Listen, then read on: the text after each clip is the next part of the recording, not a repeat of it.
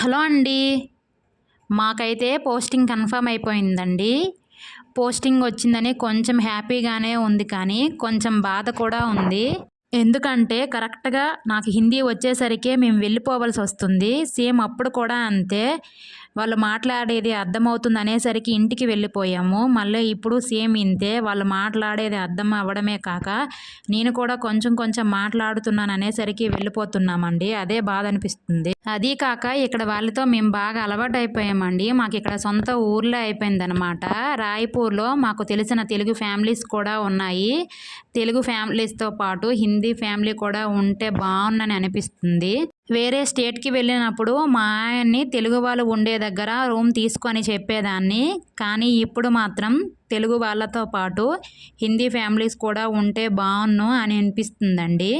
ఇంతకీ నేను చేస్తున్న కర్రీ పేరేంటో తెలుసా? పాలకూర ఫ్రై.